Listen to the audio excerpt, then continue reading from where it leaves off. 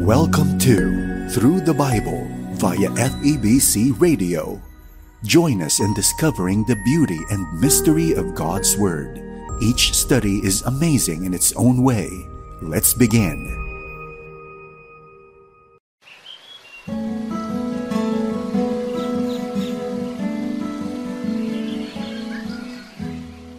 Kapag tayo ay nasa panahon ng tagumpay, madalas madali tayo magtiwala sa ating kalagayan.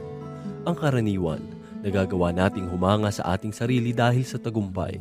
Maaaring inisip ni Josue na siya ang pinuno ng Israel. Subalit gayon na lamang ang kanyang pagkagulat nang mayroon palang ibang pinuno ang bansa na dapat niyang sundin. Ang tunay na pinuno na iyon ay ating makikilala sa ika-4 na kabanata ng Josue, talatang 19 hanggang 15 kabanata, talatang 15. Dito lamang po sa ating programang Ang Paglalakbay. Kamusta po kayo mga kaibigan? Sana po ay nasa maayos kayong kalagayan sa araw na ito at handang matuto at makinig ng salita ng Panginoon. Ako muli, ang inyong kaibigan at lingkod, Pastor Dan Nabangco. Samahan po ninyo ako at tayo ay mag-aral ng banal na salita ng Panginoon. Sa nakalipas nating pag-aaral, natunghayan natin kung papaano kumilos ang Diyos sa pamamagitan ng pangunguna ni Josue. Simula sa pangunguna ni Moises hanggang sa pamumuno ni Josue, ipinakita na niya ang mga magaganap na pagliligtas sa pamamagitan ng kamatayan at ng muling pagkabuhay ni Jesus. Sa bawat pangyayari sa buhay ng mga Israelita, na isasalarawan ang mga bagay na ito. Sa buhay ni Josue, kumikilos ang Diyos. Ipinakita niya na siya ay tapat sa kanyang mga pangako. Subalit, bukod dito, nais ng Diyos ang isang tapat na relasyon na magmumula sa tao. Sundan natin ang mga sumusunod na pangyayari sa buhay ng mga Israelita sa ilalim ng pamamalakad ng Diyos sa pamamagitan ng kanyang lingkod na si Josue. Basahin po natin ang Kabanata 4, 11 hanggang 22 na ganito ang sinasabi. Ang bayan ay umahon mula sa Jordan ng 10 araw ng unang buwan at humimpil sa Gilgal sa hangganan ng silangan ng Jericho. Ang 12 bato na kanilang kinuha sa Jordan ay isinalansan ni Josue sa Gilgal at siya ay nagsalita sa mga anak ni Israel. Kapag itinanong ng inyong mga anak sa kanilang mga magulang sa panahong darating, anong kahulugan ng mga batong ito, inyong ang ipaalam sa mga anak ninyo na sinasabi, ang Israel ay tumawid sa hordang ito sa tuyong lupa. Kung tutuparin natin ang espiritual na layunin sa mga talatang ito, ay kailangan nating turuan ng salita ng Diyos ang ating mga anak. Kailangang ituro ng mga magulang ang mabuting balita sa kanilang mga anak. Tungkuling, pananagutan at karangalan ng isang magulang ang maakay niya ang kanyang mga anak sa kaalaman at kaligtasan na ipinagkaloob ng Panginoon. Bawat isa sa aming mga anak ang nagpatotoo. Ako ay nagpapasalamat dahil ako ay may mga makadiyos na magulang na nagturo sa akin ng wastong pamumuhay sa piling ng ating Panginoon. Ngayon, ako bilang isang magulang ay katungkulan ko naman ang ipahayag sa kanila ang tungkol sa pananampalataya. Sa Kabanata 4, 23 hanggang 24 ay ganito naman ang sinasabi. Sapagkat tinuyo ng Panginoon ninyong Diyos ang tubig ng Jordan sa harapan ninyo, hanggang sa kayo'y nakatawid gaya ng ginawa ng Panginoon ninyong Diyos sa dagat na pula, na kanyang tinuyo para sa amin hanggang sa kami ay nakatawid, upang makilala ng lahat ng mga bayan sa lupa na makapangyarihan ang kamay ng Panginoon, upang sila'y matakot sa Panginoon ninyong Diyos magpakailanman. Ang ginawa ng Diyos para sa mga Israelita ay para sa kanilang ikabubuti, gayon din para sa ating lahat. ginawa niya ito upang ang lahat ng tao sa bawat lipi at panahon ay makilala ng ating Panginoong makapangyarihan. Ang hangaring ito ng Diyos ay natupad nang mabalitaan ng mga taga-Kanaan na nakatawid ang mga Israelita sa Ilog Jordan. Isa sa mga kailangang tandaan natin sa kabanatang ito, ayon sa nasusulat, nauna ang kaba ng tipan sa tubig at hindi ang tungkod ni Moises. Nauna ang kaba ng tipan na dala ng mga saserdote, tulad ng pangunguna ni Jesus sa kamatayan para sa ating kasalanan. Ang Ilog Jordan ay nangungusap sa atin na ito ay naglalarawan ng kamatayan ni Kristo at hindi para sa atin. Ipagpapatuloy natin ang ating pag-aaral sa 5 kabanata ng Josue at ito ay tungkol sa pagtutuli, ang simula ng pagkain nila ng mga halaman sa lupain sapagkat wala ng mana at nang harapin si Josue ng sugo ng Diyos na hindi nakikita. Basahin po natin ang Kabanata 5, talata 1. Nang mabalitaan ng lahat ng mga hari ng mga Amoreyo na nasa kabila na ng Jordan sa dakong kanluran at ng lahat ng mga hari ng mga Kanineyo na nasa tabing dagat, kung paanong pinatuyo ng Panginoon ang tubig ng Jordan sa harapan ng mga anak ni Israel hanggang sa sila'y makatawid, nanlumo ang kanilang puso at sila'y nasiraan ng loob dahil sa mga anak ni Israel. Sapagkat ang Ilog Jordan ay nasa panahon ng pagbaha, hindi inaasahan ng mga Amoreyo na makatatawid agad ang mga Israelita. Inaasahan nila na hindi pa makakatawid ang mga Israelita at marahil ay iniisip nilang madami pa silang panahon upang maghanda sa pakikipagdigmaan. Kung kaya't sila ay nabigla nang malaman nilang nakatawid na ang mga Israelita sapagkat tinulungan sila ng Diyos. Sa talata 2-5 ay ganito po ang sinasabi. Nang panahong iyon ay sinabi ng Panginoon kay Josue, gumawa ka ng mga patalim na yari sa batong kiskisan at muli mong tuliin sa 2 pagkakataon ang mga anak ni Israel. Kaya't gumawa si Josue ng mga patalim na yari sa batong kiskisan at tinuli ang mga anak ni Israel sa Gibeat Haralot. Ito ang dahilan kung bakit tinulo sila ni Josue. Ang lahat ng mga lalaking mandirigma na lumabas mula sa Ehipto sa makatuwid ay ang lahat ng lalaking mandirigma na namatay sa ilang sa daan pagkatapos na sila ay makalabas mula sa Ehipto.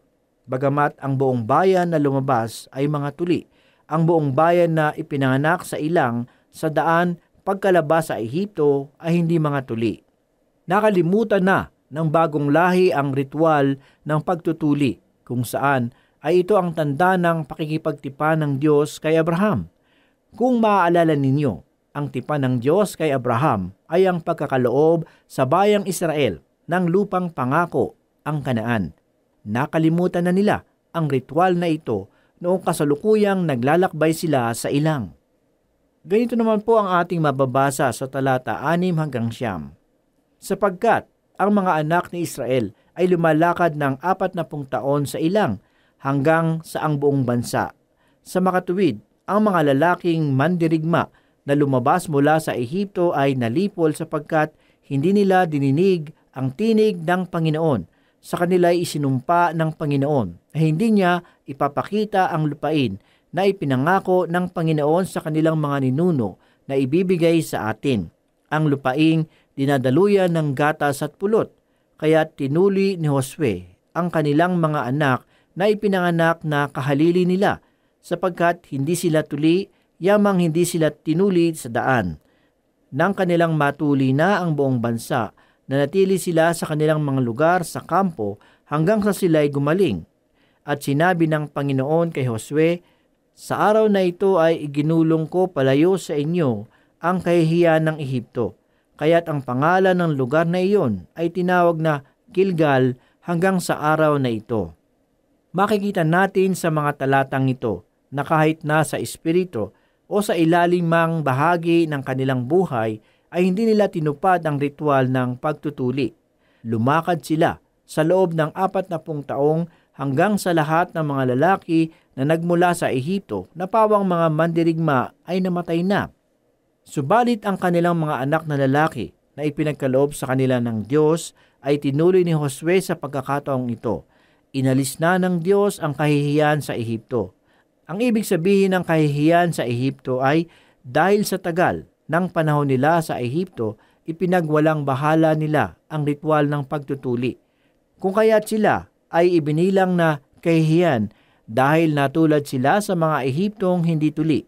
Sa kultura ng isang Hebreyo, ang ritual na ito ang pinakamahalaga sapagkat ang mga lalaking hindi tuli ay itinuturing nilang marumi. Subalit ngayon na sila ay tinuli na, ang kahihiyan ng kanilang karamihan na nagmula sa Ehipto ay naalis na. Gilgal ang ipinangalan ni Josue sa lugar na pinagtulian ng mga Israelita, na ang ibig sabihin ay pag-alis. Nang malinis na muli ang mga Israelita sa pamamagitan ng pagtutuli, ay inalis na rin ng Diyos ang kahihiyan nito sa Ehipto. Basahin naman po natin ngayon ang talata 10. Habang ang mga anak ni Israel ay nakakampo sa Gilgal, ay kanilang isinagawa ang Paskwa ng 14 na araw ng buwan sa kinahapunan sa kapatagan ng Jericho. Tagsibol na ng mga panahong iyon nang isakatuparan nila ang ritual na ito, at patapos ay nagdiwang naman sila ng Paskwa. Ang kahihiyan nila na galing pa sa Ehipto ay inalis na ng Diyos sa bayang Israel. Ipinangako ng Diyos na ibibigay niya ang lupain sa kanila, at ang pangakong ito ay natupad na. Ang lahat ng ito ay may espiritual na kahulugan sa atin ngayon. Ang likas na kasalanan ay walang idudulot na kabutihan. Wala tayong matatanggap na mga espiritual na pagpapala kung nasa atin pa ang likas na kasalanan. Sinabi ni Pablo sa aklat ng Galatia sa kabanatang 5 sa talata 17, sapagkat ang laman ay nagnanasa laban sa espiritu, at ang espiritu ay laban sa laman, sapagkat ang mga ito ay laban sa isa't isa, upang hindi ninyo magawa ang mga bagay na nais ninyong gawin. Magkalaban ang dalawang ito, kaya hindi ninyo magagawa ang nais ninyong gawin. Sa talata 11 hanggang 12 ay ganito po ang sinasabi. Kinabukasan, pagkatapos ng Paskwa, ng araw ding iyon, kanilang kinain ang bunga ng lupain, ang mga tinapay na walang pampaalsa, at ang sinangag na trigo, at ang mana ay huminto kinabukasan. Pagkatapos na sila'y makakain ng bunga ng lupain, at hindi nagkaroon pa ng mana ang mga anak ni Israel, kundi kanilang kinain ang bunga ng lupain ng Kanaan ng taong iyon. Inilalarawan dito ang mana sa pamamagitan ni Kristo Jesus. Sinabi ni Jesus sa Bagong Tipan sa aklat ng Juan kabanatang 6 talatang 49 hanggang 50, kumain ng mana ang inyong mga ninuno nang sila'y nasa ilang, gayon may namatay sila. Ngunit sino mang kumain ng pagkaing bumaba mula sa langit ay hindi mamamatay. Ako ang pagkaing nagbibigay buhay na bumaba mula sa langit. Mabubuhay magpakailanman ang sinumang kumain ito. At ang pagkaing ibibigay ko sa ikabubuhay ng sanlibutan ay ang aking laman. Inilalarawan ng mana ang kamatayan ng Panginoon. Siya ay bumaba dito sa atin upang matubos ang nakararami. Nang dumating ang mga Israelita sa Kanaan, tumigil na din ang pagbaba ng mana, kung kaya't kinakailangan nilang kumain ng mga mais sa lupain. Sa Kabanata 5, 13 hanggang 15 ay ganito po ang sinasabi. Nang si Josue ay nasa may Jericho, kanyang itinaas ang kanyang paningin, at nakita niyang nakatayo ang isang lalaki sa tapat niya na may tabak sa kanyang kamay. Lumapit sa kanya si Josue at sinabi sa kanya, "Ikaw ba'y panig namin o sa aming kaaway?" At kanyang sinabi, "Hindi, ako'y naparito bilang pinuno ng hukbo ng Panginoon." At si Josue ay sumubsob sa lupa at sumamba at sinabi sa kanya, "Anong ipinag-uutos ng aking Panginoon sa kanyang lingkod?" Sumagot ang pinuno ng hukbo ng Panginoon kay Josue, "Hubarin mo ang panyapak sa iyong paa, sapagkat ang dakong iyong kinatatayuan ay banal." At gayon ang ginawa ni Josue. Ito ang panawagan at utos kay Josue, tulad din ng sinabi ng Diyos kay Moises sa kapatagan ng Midian. Habang nagliliyab ang isang punong kahoy, sinabi din kay Moises na alisin ang kanyang panyapak dahil ang lugar na kanyang tinatapakan ay banal. Sa mga pagkakataong ito, ang mga Israelita ay nasa kabilang dako ng Ilog Jordan. Isang araw, tinanaw ni Josue ang kanyang kapaligiran. Kadakilaan ang kanyang nakita sapagkat nakapalibot sa kanya ang 12 lipi ng Israel. Marahil, nang makita niya ito, naging mapagmataas siya ng kaunti. Dahil siya ang hinirang ng Diyos na tagapamuno sa mga liping ito. Habang tinitingnan niya ang mga ito, may nakita siyang lalaki na may hawak na tabak. Maaaring inisip ni Josue na may isang tao doon na kasama nila ang hindi nakakaalam na siya ay isang pinuno. Nilapitan niya ito at tinanong, "Ikaw ba ay panig namin o sa kaaway?" Parang sinasabi niya sa taong ito na sino ang nagbigay sa iyo ng karapatan upang humawak ng tabak. Ang taong iyon ay nagpunta sa lugar na iyon sapagkat sinugo siya ng Diyos. Kaya't nang malaman ni Josue na siya ay isang sugo ng Diyos, siya ay nagpatira pa at sinamba niya ang lalaking may hawak ng tabak. At pinagwikaan ng ano po ang ipinag-uutos ng Diyos sa kanyang lingkod. Pansinin ninyo ang ginawa ni Josue. Ayon dito sa talata, si Josue ay nagpatira pa. Natutuhan ni Josue na hindi pala siya namumuno dito. Ang Diyos ang nangunguna sa kanila. Nang ipinahayag ng lalaki sa harapan ni Josue kung sino siya, si Josue ay nabigyan ng pag-asa. Nakita niya ang kanyang sarili ay nasa ilalim ng mas dakilang kapangyarihan at siya ay kailangang sumunod sa ipinag-uutos sa kanya. Siya ay tagasunod lamang. Makikita natin ito sa susunod na kabanata. Marami ang mga pagpapalang espiritual ang naghihintay sa atin kung tayo lamang ay susunod sa Panginoon. Sa ating pag-aaral sa oras na ito, nakita natin na marami ang pagkilos ng Panginoon sa buhay ng mga Israelita. Subalit, habang siya ay kumikilos sa kanila, tinuturuan din sila ng Panginoon. Isa sa mga nakikita kong itinuro ng Diyos sa kanila at maging sa atin ngayon ay kung tayo ay susunod sa Kanya, kailangan nating maging malinis upang maging karapat-dapat tayo sa harapan ng ating Panginoon. Hindi gagamitin ng Diyos ang taong makasalanan. Maaari siyang tumawag ng kanyang mga lingkod, subalit hindi niya gagamitin ang mga taong pinamumugara ng puot, pag-iimbot, inggit, maninira, at iba pang kasamaan. Ang likas na kasalanan ay kahihiyan sa ating mga buhay. Kung ito ay hindi pa nalilinis sa atin, hingin natin sa Diyos na linisin niya tayo sa pamamagitan ng makapangyarihan niyang dugo. Sa unang Juan, Kabanata 1, talata 7 at 9 ay sinasabi, "Ngunit kung lumalakad tayo sa liwanag, tulad niyang nasa liwanag, may pakikisama tayo sa isa't isa, at nililinis tayo sa lahat ng kasalanan sa pamamagitan ng dugo ni Jesus na kanyang anak. Ngunit kung ipinapahayag natin ang ating kasalanan, tapat siya at makatarungan.